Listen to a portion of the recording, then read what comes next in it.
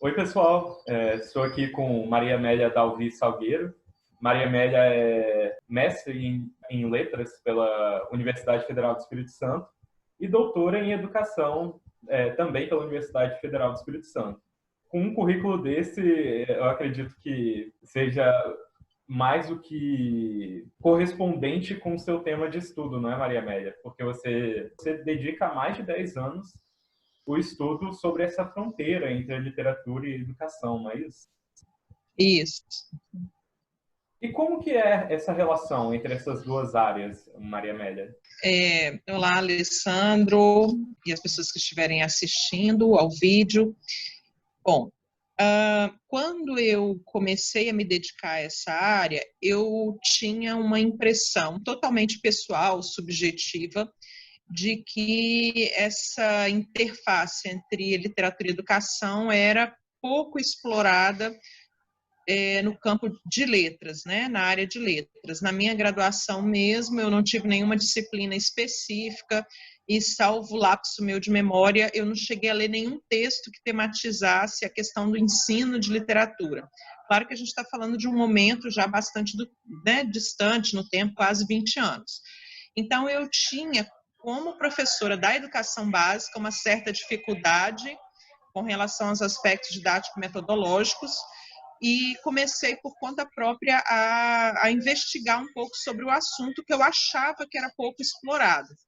E aí eu fui me dando conta ao longo do tempo de que é um assunto muito estudado, mas invisibilizado muitas vezes, né? Ele tem um menor prestígio, costuma ter um lastro menor no currículo das próprias licenciaturas, mas essa situação também ela veio se transformando de 2004, 2005, que foi o momento em que eu me formei e comecei a trabalhar como professora, veio se transformando de lá para cá.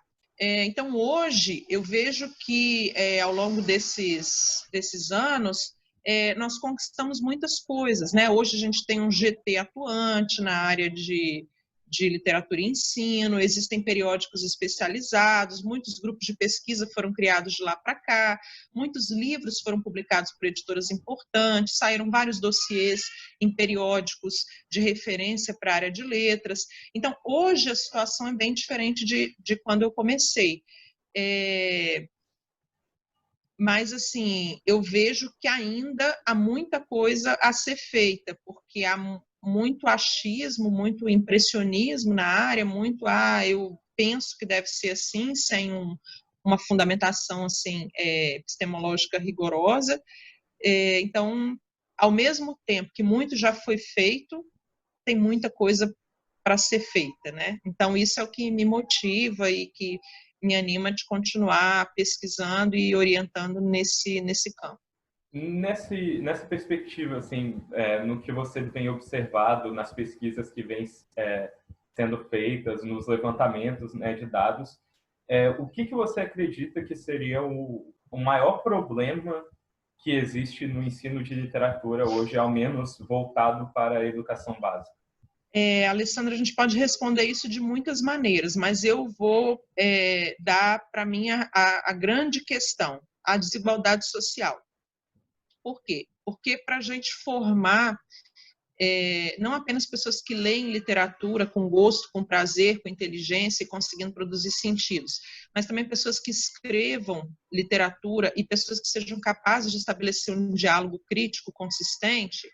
Para isso tudo, a gente precisa de várias coisas que perpassam por acesso às condições materiais de vida. A gente precisa de ter pessoas que tenham tempo para se dedicar a isso, a gente precisa ter acesso aos objetos de leitura, a gente precisa que as pessoas possam participar dos sistemas, né, de constituição do próprio campo literário, como lançamentos literários, editais, premiações, etc.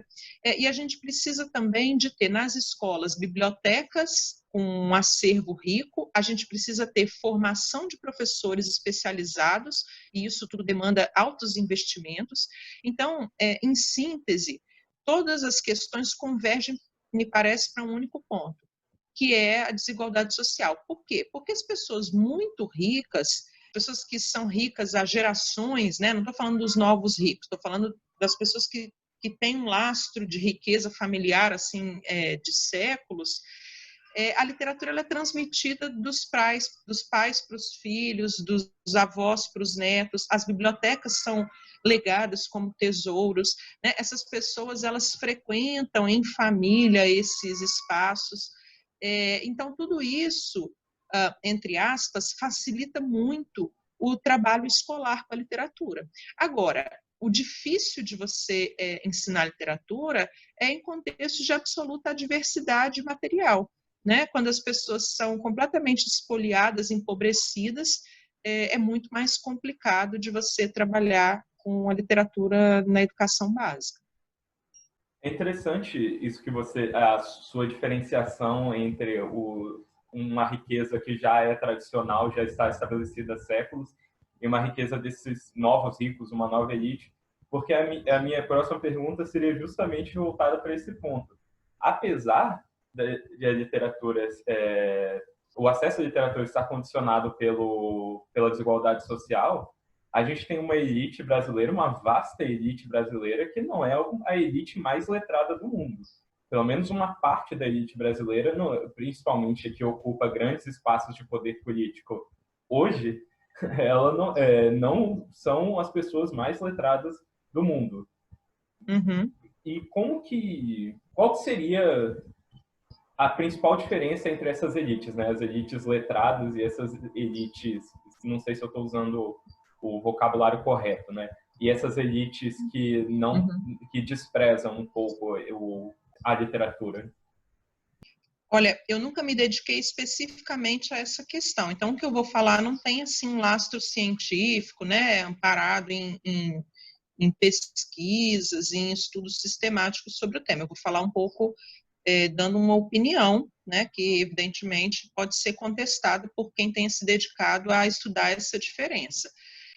Mas o que eu vejo é o seguinte, existe isso, desde Marx já falava, né, existe uma diferença entre a riqueza material, né, e a riqueza imaterial, né, ou como a gente poderia dizer, existe um trabalho material e um trabalho imaterial, e eles produzem, por sua vez, riqueza dos dois tipos, né, das duas modalidades.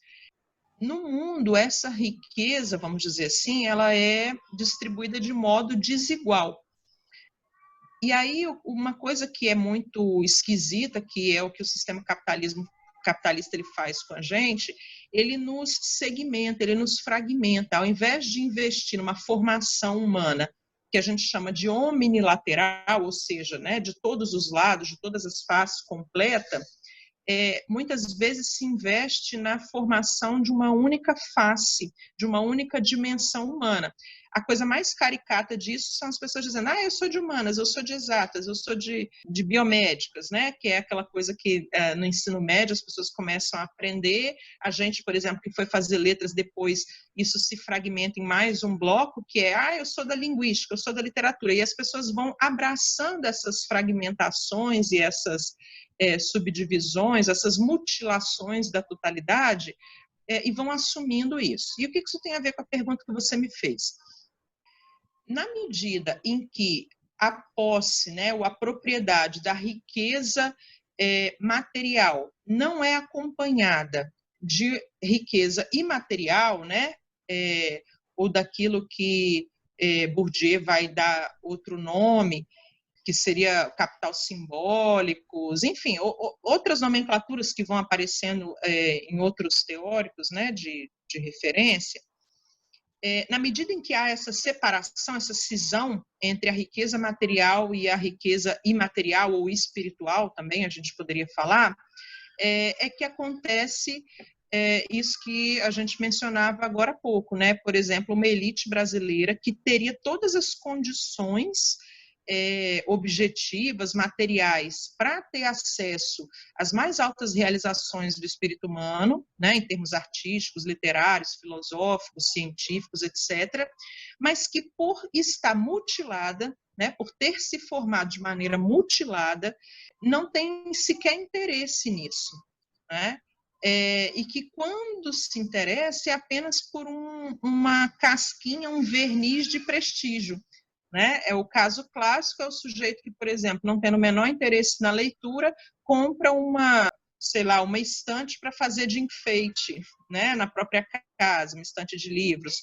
Ou que não tendo a menor vontade de estudar música, compra um piano de cauda para ostentar na decoração da sua sala. Né? Então, essas coisas, elas só acontecem porque o sistema que a gente vive nos forma de maneira completamente fragmentada, né? Completamente mutilada. Se investe muito pouco numa formação total. Né? A gente sabe que as pessoas que têm uma educação para formação omnilateral, tudo que é humano, tudo que foi produzido pelo humano interessa. Né? A ciência, a filosofia, as artes, a literatura contemporânea, a literatura antiga, porque tudo se conecta formando um todo, né? É o todo articulado da realidade. E quanto mais a gente tem o alcance e a dimensão desse todo, né, quanto mais a gente se interessa por ele e tendo condições vai se apropriando e objetivando esse conhecimento, melhor a gente compreende o mundo na sua complexidade. Só que, infelizmente, isso não é acessível para a maioria das pessoas. E para aquelas que poderiam ter acesso a isso, tiveram uma formação mutilada, né, embotada, e se formaram ou se fixaram num lugar infra-humano, ou abaixo da máxima possibilidade de realização humana. Pelo menos é assim que eu penso. Eu não sei se alguém que se dedicou a essas diferenças te responderia dessa maneira, mas, né, do lugar que eu posso te falar alguma coisa, é isso que eu penso. Me parece que a sua fala dialoga muito com uma fala de um outro professor que você vê aqui no canal na semana passada, em que ele diz que a maneira como nossas instituições de ensino estão estruturadas, a ideia de Lattes, como ele é feito, essa super especialização, ela nos isola dos outros campos do conhecimento e da sociedade como um todo. Então, me parece que, muitas vezes, é claro que há exceções, mas a própria universidade e as instituições vinculadas a ela estão se dissociando cada vez mais de elementos da sociedade, de outros elementos da sociedade. E a maior prova disso é que muitas vezes nós só dialogamos conosco mesmos. Então, quanto mais uma pessoa vai seguindo uma carreira acadêmica, vai adentrando na universidade, mais parece que ela se isola de outros setores da sociedade. Eu não sei se você concorda com isso ou não, mas me parece que tem muito a ver com o que você disse. E esses estudos de literatura e educação que você vê saindo, você acredita que eles vêm chegado à educação básica de alguma forma? Olha, eu acho que a gente precisa fazer duas observações em relação a isso, né? Eu tenho um mal-estar profundo com um discurso que, desde a época que eu era estudante de graduação, já circulava, que é o de que a universidade não se preocupa com a prática, né? Que a universidade é muito teórica, que a formação de professores é muita teoria e pouca prática. E o que eu penso é que quando a gente segmenta de um lado teoria e de outro lado a prática, a gente já destruiu a própria unidade do real. Né? Assim como não existe prática sem teoria, não existe teoria sem prática. Então, eu acho que a gente precisa defender, se a gente quer a transformação das práticas de ensino, das metodologias de ensino, do trabalho docente no contexto da educação básica, a gente precisa investir e sofisticar cada vez mais a fundamentação teórica. Claro, numa articulação dialética entre teoria e prática. Então, isso é a primeira coisa. A segunda coisa que eu venho defendendo assim, e pensando é que o nosso trabalho na universidade ele não pode ser feito para a escola de educação básica, ele precisa ser feito com a escola de educação básica. Mas a gente não pode confundir o que é o escopo e a finalidade da educação básica e o que é a finalidade e o escopo da do ensino superior e da universidade. Não é? Nem tudo que a gente consegue elaborar no âmbito do ensino superior necessariamente vai dizer respeito à educação básica. Né? Então, assim, a gente precisa resguardar a especificidade de cada um desses campos, trabalhar conjuntamente, articuladamente. Agora, no nosso grupo de pesquisa, que eu convido a todo mundo que tiver interesse a conhecer, né? A gente tem uma página na internet e tudo, depois a gente pode disponibilizar o endereço. No nosso grupo de pesquisa, todas as pessoas que estão no nosso grupo, que constituem o nosso grupo, são ou foram professores da educação básica. Né? Muitos já completaram seu percurso formativo no doutorado e voltaram para a sala de aula de educação básica. A gente também realiza semestralmente um colóquio, que chama Colóquio de Leitura, Literatura e Educação, que vai às cidades de interior do Estado do Espírito Santo. Né? Nós já realizamos 11 edições do colóquio, já fomos assim do extremo sul ao extremo norte do Estado do Espírito Santo, e a cada edição a gente tem 50, 100 colegas da educação básica participando conosco. Né? Então, nós costumamos oferecer oficinas, nós temos as palestras, as apresentações de síntese das pesquisas desenvolvidas no grupo, enfim, uma série de atividades justamente para fazer essa circulação entre a educação básica e o ensino superior, né? No nosso caso, a pesquisa universitária. Uma outra coisa que a gente procura fazer também, na nossa página, a gente disponibiliza uma série de arquivos em PDF de todas as publicações gratuitas do grupo. Né? Nós temos já mais de 10 mil acessos e downloads desse material que a gente disponibiliza no nosso site, né? No nosso sítio eletrônico. Uma outra coisa também que a gente faz nessa tentativa de estabelecer um diálogo é que os nossos projetos de pesquisa são sempre disponibilizados, tanto o projeto em andamento quanto o relatório final no nosso website. Então, muitas pessoas que às vezes nem estão matriculadas na universidade, nem estão fazendo um curso de pós-graduação, vêm participar das nossas reuniões porque se interessam pelos assuntos, pelos temas que a gente está pesquisando naquele momento. Enfim, então esses são só alguns exemplos para dizer que eu acho que chega sim aquilo que a gente faz na universidade, né? Chega na educação básica, mas também a gente acolhe as demandas que vêm dos colegas da educação básica. Porque os meus orientandos, por exemplo, todos os temas que eles escolhem pesquisar vêm das próprias angústias deles como profissionais da educação básica. Porque a gente precisa formar os professores que vão atuar na educação básica também numa lógica de pesquisa, né? Não de um mero executor, de alguém que vai pôr em prática aquilo que foi pensado pela universidade, mas de alguém que se situa nesse lugar, nesse espaço intelectual dialético, né, entre teoria e prática. Então, é assim que a gente vem trabalhando.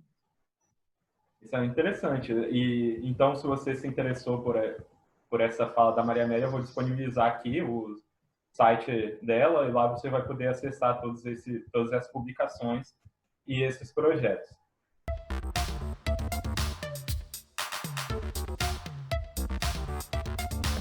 Porque as crianças mais ricas, que têm todas as condições, mesmo que elas tenham alguma espécie de déficit, atraso, lacuna de aprendizagem nesse contexto, elas vão ter todo o suporte material e, se for necessário, aulas extras, materiais pedagógicos adicionais, novas oportunidades de aprendizagem. Mas as crianças pobres estão abandonadas à sua própria sorte. De novo, assim, a grande questão nesse contexto de pandemia e pós-pandemia e vai continuar sendo a desigualdade social.